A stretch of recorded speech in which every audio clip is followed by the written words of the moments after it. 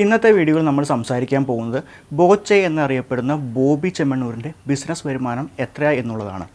അപ്പോൾ നമ്മൾ ഇതിൽ മെയിനായിട്ട് പറയാൻ പോകുന്നത് ബോബി ചെമ്മണ്ണൂർ ഇൻ്റർനാഷണൽ ജ്വല്ലേഴ്സ്, അതുപോലെ തന്നെ Fijikart, Boby Chemmanur gold loan, അതുകൂടാതെ Boby Chemmanur international holiday and resort, ഇത്രയും ബിസിനസ്സിൻ്റെ വരുമാനമാണ് നമ്മൾ പറയാൻ പോകുന്നത്. അപ്പോൾ ബോബി ചെമ്മണ്ണൂർ ഒരു വലിയ ബിസിനസ്സുകാരനായതുകൊണ്ട് ഇത് കൂടാതെ തന്നെ വേറെ പല ബിസിനസ്സുകളും അല്ലെങ്കിൽ വേറെ പല ഇൻവെസ്റ്റ്മെൻറ്റുകളും ഉണ്ടാവും. പക്ഷേ നമ്മൾ Bobby Chemmanur group of companies എന്ന് പറഞ്ഞ് അവരുടെ വെബ്സൈറ്റിൽ ലിസ്റ്റ് ചെയ്തേക്കണം മെയിൻ കമ്പനികളുടെ വരുമാനമാണ് നോക്കണേ. അപ്പോൾ ഈ വീഡിയോ കാണുന്ന ആരെങ്കിലും ബോബി ചെമ്മണ്ണൂർ ബിസിനസ്സിൻ്റെ ഏതെങ്കിലും രീതിയിലുള്ള കസ്റ്റമർ ആണെങ്കിൽ, അതുപോലെ തന്നെ നിങ്ങൾ ഫിജി കാർട്ട് അങ്ങനെയുള്ള ബിസിനസ്സുകളൊക്കെ ജോയിൻ ചെയ്തിട്ടുണ്ടെങ്കിൽ എന്താണ് നിങ്ങളുടെ എക്സ്പീരിയൻസ്? അപ്പോൾ നിങ്ങളുടെ എക്സ്പീരിയൻസ് കസ്റ്റമർ എന്നുള്ള രീതിയിൽ നിങ്ങൾക്ക് കമൻറ്റ് ബോക്സിൽ ഷെയർ ചെയ്യാം. അപ്പോൾ അത് എല്ലാവർക്കും വായിക്കാം. ബോബി ചെമ്മണ്ണൂർ ഗ്രൂപ്പിൻ്റെ ഏറ്റവും മെയിൻ ബിസിനസ് എന്ന് പറഞ്ഞാൽ ബോബി ചെമ്മണ്ണൂർ ഇൻ്റർനാഷണൽ ജ്വല്ലേഴ്സ് ആണ്. അപ്പോൾ നമ്മൾ ആദ്യം ജ്വല്ലറിയുടെ വരുമാനം എത്രയാണെന്നുള്ളതാണ് പറയാൻ പോകുന്നത്. അപ്പോൾ ഏകദേശം 50 കൂടുതൽ ഷോറൂമുകളാണ് ബോബി ചെമ്മണ്ണൂർ ഇൻ്റർനാഷണൽ ജ്വല്ലേഴ്സിന് ഉള്ളത്. അത് ഇന്ത്യക്ക് പുറത്തും പല ഷോറൂമുകളുണ്ട്. അപ്പോൾ നമുക്ക് ബോബി ചെമ്മണ്ണൂർ ഇൻ്റർനാഷണൽ ജ്വല്ലേഴ്സിൻ്റെ ഫിനാൻഷ്യൽ ഡീറ്റെയിൽസിലേക്കും കമ്പനി ഡീറ്റെയിൽസിലേക്കും കിടക്കാം. അപ്പോൾ ബോബി ചെമ്മണ്ണൂർ ഈ കമ്പനിയുടെ ഡയറക്റ്റ് ബോർഡ് ഇല്ല. 2019 വരെയാണ് ഡയറക്റ്റ് ബോർഡ് ഉണ്ടായിരുന്നുള്ളൂ. അതിനുശേഷം ഡയറക്റ്റ് ബോർഡിലില്ല. അപ്പോൾ നമുക്കിതിൻ്റെ മെയിൻ ഷെയർ ഹോൾഡേഴ്സ് ആരൊക്കെയാണെന്നുള്ള കാര്യം നോക്കാം. അപ്പോൾ ഇതിൻ്റെ ഏറ്റവും വലിയ ഷെയർ ഹോൾഡർ എന്ന് പറയുന്നത് ചെമ്മണ്ണൂർ ഇൻ്റർനാഷണൽ ജ്വല്ലേഴ്സ് LLP എന്ന് പറഞ്ഞൊരു കമ്പനിയാണ്. ആ കമ്പനിയാണ് 32% ഷെയർസ് ഓൺ ചെയ്യുന്നത്. അപ്പോൾ ഇത് ബോബി ചെമ്മണ്ണൂരിൻ്റെ തന്നെ ഒരു ഇൻവെസ്റ്റ്മെൻറ്റ് കമ്പനി ആയിരിക്കാം. അപ്പോൾ വേറൊരു LLP കമ്പനി രജിസ്റ്റർ ചെയ്തിട്ട് ആ കമ്പനിയാണ് ബോബി ചെമ്മണ്ണൂർ ഇൻ്റർനാഷണൽ ജ്വല്ലേഴ്സിൻ്റെ 32% ഷെയർസ് ഓൺ ചെയ്യുന്നത്. അതിൻ്റെ അർത്ഥം അത് ബോബി ചെമ്മണ്ണൂർ തന്നെയാണ് ഓൺ ചെയ്യണേ എന്നാണ്. രണ്ടാമത്തെ വലിയ ഷെയർ ഹോൾഡർ ആയില്യം ജ്വല്ലേഴ്സ് LLP എന്ന് പറഞ്ഞ് കോയമ്പത്തൂർ ആസ്ഥാനമായുള്ള ഒരു കമ്പനിയാണ്. അത് ഓൺ ചെയ്യുന്നത് 26.92% ഷെയർസാണ് ഓൺ ചെയ്യുന്നത്. മൂന്നാമത്തെ ഏറ്റവും വലിയ ഷെയർ ഹോൾഡർ ഒറേലിയ ജ്വല്ലേഴ്സ് LLP ആണ്. കാലിക്കറ്റ് ആസ്ഥാനമായുള്ള ആ കമ്പനി ഓൺ ചെയ്യുന്നത് 24.90% ഷെയർസാണ്. നാലാമത്തെ ഏറ്റവും വലിയ ഷെയർ ഹോൾഡർ എന്ന് പറയുന്നത് ബോബി ചെമ്മണ്ണൂരാണ്. 11.73% ഷെയർസാണ് വ്യക്തിപരമായിട്ട് ബോബി ചെമ്മണ്ണൂർ ഓൺ ചെയ്യുന്നത്. അപ്പോൾ അങ്ങനെ നോക്കുമ്പോൾ 43.73% ഷെയർസാണ് ബോബി ചെമ്മണ്ണൂർ ടോട്ടലായിട്ട് ഓൺ ചെയ്യുന്നത്. ഇനി നമുക്കിതിൻ്റെ ഫിനാൻഷ്യൽ ഡീറ്റെയിൽസിലേക്ക് കിടക്കാം. ഇൻവെൻട്രീസ് ആയിട്ട് കാണിച്ചിരിക്കുന്നത് 1088 കോടി 77 ലക്ഷം രൂപയാണ് ഇൻവെൻട്രീസ് ആയിട്ട് കാണിച്ചിരിക്കുന്നത്. അപ്പോൾ ഇതിൽ ഇൻവെൻട്രീസ് ആയിട്ട് വരാം ഗോൾഡ്, പ്ലാറ്റിനം, ഡയമണ്ട് അങ്ങനെയുള്ള കാര്യങ്ങളാണ് ഇതിൽ ഇൻവെൻട്രീസ് ആയിട്ട് വരിക. ക്യാഷ് ആൻഡ് ബാങ്ക് ബാലൻസ് ആയിട്ട് കാണിച്ചിരിക്കുന്നത് 76 കോടി 95 ലക്ഷം രൂപയാണ്. അങ്ങനെ കമ്പനിയുടെ ടോട്ടൽ ആസ്തിയായിട്ട് കാണിച്ചിരിക്കുന്നത് 1691 കോടി 64 ലക്ഷം രൂപയാണ് ടോട്ടൽ ആസ്തി. ഇനി റവന്യൂ എത്രയാണെന്നുള്ളത് നോക്കാം. നെറ്റ് റവന്യൂ ആയിട്ട് കാണിച്ചിരിക്കുന്നത് 3396 കോടി 94 ലക്ഷം രൂപയാണ് നെറ്റ് റവന്യൂ ആയിട്ട് കാണിച്ചിരിക്കുന്നത്. അപ്പോൾ നമ്മൾ പറയുന്നത് 2023 ഫിനാൻഷ്യൽ ഇയറാണ്. അപ്പോൾ അതിൻ്റെ അർത്ഥം 2023 ഫിനാൻഷ്യൽ ഇയറിൽ ബോബി ചെമ്മണ്ണൂർ ഇൻ്റർനാഷണൽ ജ്വല്ലേഴ്സിൻ്റെ വരുമാനം എന്ന് പറയുന്നത് 3396 കോടി 94 ലക്ഷം രൂപയാണ്. ആ ഫിനാൻഷ്യൽ ഇയറിൽ തന്നെ എക്സ്പെൻസ് ആയിട്ട് കാണിച്ചിരിക്കുന്നത് 3413 കോടി 58 ലക്ഷം രൂപയാണ് ടോട്ടൽ എക്സ്പെൻസ് ആയിട്ട് കാണിച്ചിരിക്കുന്നത്. അതിൻ്റെ അർത്ഥം വരുമാനത്തിനേക്കാൾ കൂടുതലാണ് എക്സ്പെൻസ് എന്നാണ്. അപ്പോൾ അത് ലോസിലാണ് ഈ ഫിനാൻഷ്യൽ ഇയർ കാണിച്ചേക്കണേ. ലോസായിട്ട് കാണിച്ചേക്കണേ 35 കോടി 68 ലക്ഷം രൂപയാണ് കമ്പനി ലോസായിട്ട് കാണിച്ചേക്കണേ. അപ്പോൾ ബോബി ചെമ്മണ്ണൂർ ഇൻ്റർനാഷണൽ ജ്വല്ലേഴ്സിന് 3400 കോടിയുടെ അടുത്ത് വരുമാനമുണ്ട്. പക്ഷേ എക്സ്പെൻസ് അതിനേക്കാളും കുറച്ച് കൂട്ടിയാണ് കാണിച്ചേക്കണേ. അപ്പോൾ അതുകൊണ്ട് 35 കോടി ലോസിലാണ് കമ്പനി കാണിച്ചേക്കണേ. ഞാൻ ആദ്യം പറഞ്ഞിരുന്നു ബോബി ചെമ്മണ്ണൂർ ഇൻ്റർനാഷണൽ ജ്വല്ലേഴ്സിൻ്റെ 32% ഷെയർസ് ഓൺ ചെയ്യുന്നത് ബോബി ചെമ്മണ്ണൂർ ഇൻ്റർനാഷണൽ LLP എന്ന് പറഞ്ഞ വേറൊരു കമ്പനിയാണ്. അപ്പോൾ ആ കമ്പനിയുടെ ഫിനാൻഷ്യൽ ഡീറ്റെയിൽസ് ഈ സെയിം ഫിനാൻഷ്യൽ ഇയറിൽ നോക്കിയപ്പോൾ 12 കോടി നഷ്ടത്തിലാണ് കാണിച്ചേക്കണേ. എന്താണെന്ന് വെച്ച് കഴിഞ്ഞാൽ ഈ ജ്വല്ലറി ഈ ബിസിനസ് നഷ്ടം കാണിച്ചേക്കുന്നതുകൊണ്ട് അതിൽ നിന്നുള്ള വരുമാനം ഒന്നും ഇപ്പുറത്തേക്ക് വന്നില്ല, ഇൻവെസ്റ്റ്മെൻറ്റ് ചെയ്തേക്കുന്ന കമ്പനിയിലേക്ക് വന്നില്ല. അതുകൊണ്ട് ആ കമ്പനിക്ക് വരുമാനം 0 ആയിട്ട് കാണിച്ചിട്ട് എക്സ്പെൻസ് 12 കോടിയായി കാണിച്ചേക്കുന്നു. എന്നിട്ട് ലോസിലാണ് കാണിച്ചേക്കണേ. 12 കോടി ലോസിലാണ് ആ കമ്പനിയും കാണിച്ചേക്കണേ. നമ്മൾ അടുത്തായിട്ട് പറയാൻ പോകുന്നത് ഫിജി കാർട്ട് ഇ-കൊമേഴ്സിൻ്റെ വരുമാനം എത്രയാണെന്നുള്ളതാണ്. അപ്പോൾ ഫിജി കാർട്ടായിരിക്കും എല്ലാവർക്കും കുറച്ചും കൂടി പരിചിതമായിട്ടുള്ളത്. അല്ലെങ്കിൽ നമ്മുടെ നാട്ടിലൊക്കെ ഒരു ടൈമിൽ ഒരുപാട് ഉണ്ടായിരുന്ന അല്ലെങ്കിൽ ഒരുപാട് കേട്ടിട്ടുള്ള ഒരു ബിസിനസ്സാണ് ഫിജി കാർട്ട് എന്നുള്ളത്. അപ്പോൾ നിങ്ങൾ ആരെങ്കിലും ഫിജി കാർട്ടിൽ ജോയിൻ ചെയ്തിട്ടുണ്ടെങ്കിൽ നിങ്ങളുടെ എക്സ്പീരിയൻസ് കമൻറ്റ് ബോക്സിൽ ഷെയർ ചെയ്യാം. അപ്പോൾ ഇതിൻ്റെ കമ്പനി ഡീറ്റെയിൽസ് നോക്കിയപ്പോൾ ഒരു കാര്യം മനസ്സിലായത് ബോബി ചെമ്മണ്ണൂർ ഈ കമ്പനിയുടെ ഡയറക്റ്റ് ബോർഡിലില്ല. അതുപോലെ തന്നെ ബോബി ചെമ്മണ്ണൂർ ഈ കമ്പനിയുടെ മെയിൻ ഷെയർ ഹോൾഡറുമല്ല. പക്ഷേ അദ്ദേഹമാണിത് പ്രൊമോട്ട് ചെയ്തതും അതുപോലെ തന്നെ ബോബി ചെമ്മണ്ണൂരിൻ്റെ വെബ്സൈറ്റിലൊക്കെ അവരുടെ ഗ്രൂപ്പ് ഓഫ് കമ്പനീസിൽ ഫിജി കാർട്ട് മെൻഷൻ ചെയ്തിട്ടുണ്ട്. പക്ഷേ ഇതിൻ്റെ ഡയറക്റ്റ് ബോർഡിൽ ബോബി ചെമ്മണ്ണൂർ ഇല്ല. അതുപോലെ തന്നെ ഇതിൻ്റെ മെയിൻ ഷെയർ ഹോൾഡേഴ്സിൻ്റെ ലിസ്റ്റ് എടുത്തപ്പോഴും അതിലും ബോബി ചെമ്മണ്ണൂർ ഇല്ല.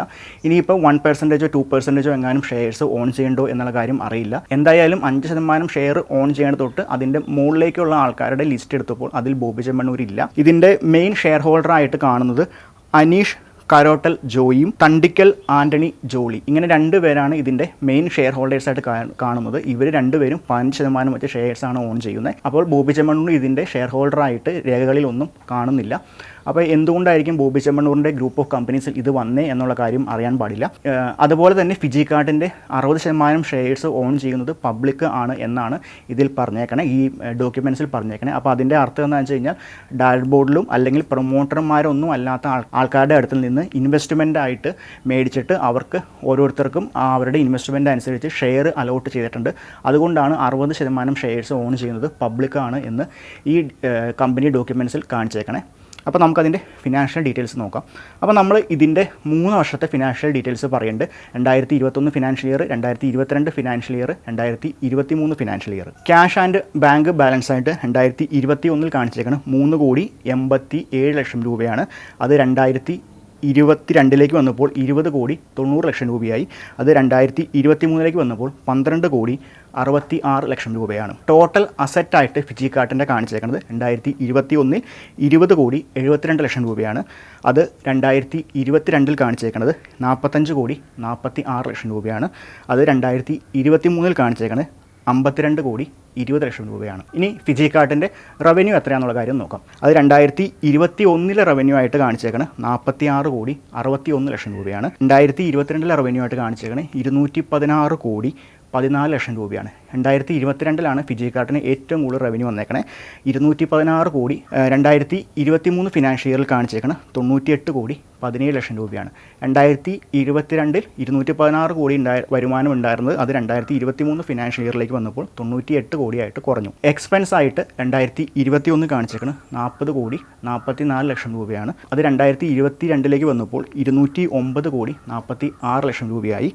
2023 എക്സ്പെൻസ് ആയിട്ട് കാണിച്ചേക്കുന്നത് 94,54,00,000 രൂപയാണ്. ഇൻകം ടാക്സ് അടച്ചേക്കുന്നത് ഓരോ വർഷം എത്രയാണെന്നുള്ള കാര്യം നോക്കാം. 2021 ഫിനാൻഷ്യൽ ഇയറിൽ ഇൻകം ടാക്സ് അടച്ചേക്കുന്നത് 1,63,00,000 രൂപയാണ്. അത് 2022 വന്നപ്പോൾ 3,42,00,000 രൂപയാണ്. അത് 2023 വന്നപ്പോൾ ഇൻകം ടാക്സ് അടച്ചിട്ടില്ല, അത് ഇൻകം ടാക്സ് 0 ആയിട്ടാണ് കാണിച്ചേക്കണേ. അപ്പോൾ ഇനി ഫിജി കാർഡിൻ്റെ പ്രോഫിറ്റ് എത്രയാണെന്ന് നോക്കാം. 2021 പ്രോഫിറ്റായിട്ട് കാണിച്ചേക്കുന്നത് 4,35,00,000 രൂപയാണ്. 2022 കാണിച്ചേക്കുന്നത് 2,43,00,000 രൂപയാണ്. 2022 ഫിനാൻഷ്യൽ ഇയറിലാണ് ഏറ്റവും കൂടുതൽ വരുമാനം വന്നേക്കണേ, 216 കോടി വരുമാനമുണ്ട്. പക്ഷേ ചിലവ് 209 കോടി ചിലവ് കാണിച്ചിട്ട് ഫൈനൽ പ്രോഫിറ്റായിട്ട് കാണിച്ചേക്കുന്നത് 2,43,00,000 രൂപയാണ്. 2023 വന്നപ്പോൾ പ്രോഫിറ്റ് 3,63,00,000 രൂപയാണ്. ഇനി നമുക്ക് ചെമ്മണ്ണൂർ ഇൻ്റർനാഷണൽ ഗോൾഡിൻ്റെ വരുമാനം എത്രയാണെന്നുള്ള കാര്യം നോക്കാം. ഇതിൻ്റെ 85% ഷെയർസ് ഓൺ ചെയ്യുന്നത് ചെമ്മണ്ണൂർ ഇൻ്റർനാഷണൽ ജ്വല്ലേഴ്സ് തന്നെയാണ്. പിന്നെ വ്യക്തിപരമായിട്ട് 11% ഷെയർസ് ഓൺ ചെയ്യുന്നത് ബോബി ചെമ്മണ്ണൂരാണ്. അപ്പോൾ നമുക്ക് ഇതിൻ്റെ ഫിനാൻഷ്യൽ ഡീറ്റെയിൽസ് വളരെ ചുരുക്കി പറയാം. ഇത് 2023 ഫിനാൻഷ്യൽ ഇയറിലാണ് പറയാൻ പോകുന്നത്. ഇൻകം ആയിട്ട് കാണിച്ചേക്കണം 106,14,00,000 രൂപയാണ്. എക്സ്പെൻസ് ആയിട്ട് കാണിച്ചേക്കണേ 104,16 കോടിയാണ്. പ്രോഫിറ്റ് കാണിച്ചേക്കണം 1,72,00,000 രൂപയാണ്. നമ്മൾ അടുത്തായിട്ട് പറയാൻ പോകുന്ന Boby Chemmanur international holidays and resort private ലിമിറ്റഡിൻ്റെ വരുമാനമാണ്. അപ്പോൾ ഇതിൻ്റെ മെയിൻ ഷെയർ ഹോൾഡേഴ്സ് എന്ന് പറഞ്ഞാൽ അദ്ദേഹത്തിൻ്റെ വൈഫും മകളുമാണ്. പേര് കേട്ടിട്ട് അങ്ങനെയാണ് തോന്നണേ. അന്ന ബോബിയും സ്മിത ബോബിയുമാണ് main shareholders. Anna Boby own ചെയ്യുന്നത് 30.17% ഷെയർസും സ്മിത ബോബി ഓൺ ചെയ്യുന്നത് 30.70% ഷെയർസുമാണ് ഓൺ ചെയ്യുന്നത്. അപ്പോൾ ഇനി നമുക്കതിൻ്റെ നേരെ ഫിനാൻഷ്യൽ ഡീറ്റെയിൽസിലേക്ക് കിടക്കാം. ക്യാഷ് ആൻഡ് ബാങ്ക് ബാലൻസ് ആയിട്ട് കാണിച്ചേക്കുന്നത് 1,51,00,000 രൂപയാണ്. നെറ്റ് റവന്യൂ ആയിട്ട് കാണിച്ചേക്കുന്നത് 34,44,00,000 രൂപയാണ് നെറ്റ് റവന്യൂ ആയിട്ട് കാണിച്ചേക്കുന്നത്. അതായത് 2023 ഫിനാൻഷ്യൽ ഇയറിലെ വരുമാനം എന്ന് പറയുന്നത് 34,44,00,000 രൂപയാണ്. എക്സ്പെൻസ് ആയിട്ട് കാണിച്ചേക്കുന്നത് 33,74,00,000 രൂപയാണ്. ഓപ്പറേറ്റിംഗ് പ്രോഫിറ്റായിട്ട് കാണിച്ചേക്കുന്നത് 69,00,000 രൂപയാണ്. കമ്പനിയുടെ അസറ്റുകളിലൊക്കെ വരുന്ന ഡിപ്രിസിയേഷൻ്റെ ചിലവായിട്ട് കാണിച്ചേക്കുന്നത് 1,13,00,000 രൂപയാണ്. അതുപോലെ ഫിനാൻസ് കോസ്റ്റായിട്ട് കാണിച്ചേക്കുന്നത് 62,00,000 രൂപയാണ്. ഫിനാൻസ് കോസ്റ്റ് കമ്പനിയുടെ ലോണിലേക്ക് വരുന്ന തിരിച്ചടവിൻ്റെ ഇൻട്രസ്റ്റ് കാര്യങ്ങളൊക്കെയാണ് അതിൽ വരിക. അപ്പോൾ അങ്ങനെ കമ്പനി ഫൈനലി ലോസ് ആയിട്ടാണ് കാണിച്ചേക്കണേ. 1,01,00,000 രൂപ ലോസ് ആയിട്ടാണ് കാണിച്ചേക്കണേ. റവന്യൂ 34 കോടിയുണ്ട്. എക്സ്പെൻസ് 33 കോടിയാണ്. പക്ഷേ ഫൈനലായിട്ട് 1,01,00,000 രൂപ ലോസിലാണ് കാണിച്ചേക്കുന്നത്. അപ്പോൾ നിങ്ങൾക്ക് ഈ വീഡിയോ പറ്റിയുള്ള അഭിപ്രായം കമൻറ്റ് ബോക്സിൽ രേഖപ്പെടുത്താം. അതുപോലെ തന്നെ നിങ്ങൾക്ക് ഏതെങ്കിലും സെലിബ്രിറ്റികളുടെയോ അല്ലെങ്കിൽ ബ്രാൻഡുകളുടെയോ ഒക്കെ വരുമാനം അറിയാൻ താല്പര്യമുണ്ടെങ്കിൽ, അവരുടെ ബിസിനസ്സിൻ്റെ വരുമാനം അറിയാൻ താല്പര്യമുണ്ടെങ്കിൽ അത് കമൻറ്റ് ബോക്സിൽ രേഖപ്പെടുത്താം. അപ്പോൾ നമുക്ക് വ്യക്തിപരമായിട്ടുള്ള ഒരാളുടെയും വരുമാനം നമുക്ക് അറിയാൻ പറ്റില്ല. അവരുടെ കമ്പനിയുടെ വരുമാനം മാത്രമാണ് അറിയാൻ പറ്റുള്ളൂ. അത് പ്രൈവറ്റ് ലിമിറ്റഡ് കമ്പനി ആയിരിക്കണം, അല്ലെങ്കിൽ ലിമിറ്റഡ് കമ്പനി ആയിരിക്കണം, അല്ലെങ്കിൽ LLP ആയിരിക്കണം. ഈ 3 സ്റ്റാറ്റസിലുള്ള കമ്പനികളുടെ വരുമാനം മാത്രമാണ് നമുക്ക് അറിയാൻ പറ്റുള്ളൂ. അപ്പോൾ അതുപോലെ തന്നെ നിങ്ങൾ ഏതെങ്കിലും ഒരു ബ്രാൻഡിൻ്റെ കാര്യം കമൻറ്റ് സെക്ഷനിൽ രേഖപ്പെടുത്തുമ്പോൾ വേറൊരു കാര്യം കൂടി മനസ്സിലാലോചിക്കുക.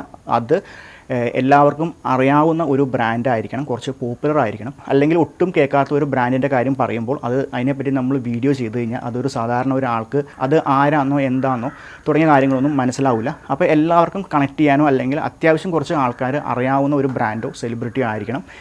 എങ്കിലാണ് നമ്മൾ വീഡിയോ ചെയ്ത് കഴിഞ്ഞാൽ അത് കാണുന്ന ആൾക്കാർക്ക് അതിനെപ്പറ്റി മനസ്സിലാകുകയുള്ളൂ. അപ്പോൾ അടുത്തൊരു വീഡിയോയുമായിട്ട് വീണ്ടും വരാം. Thank you.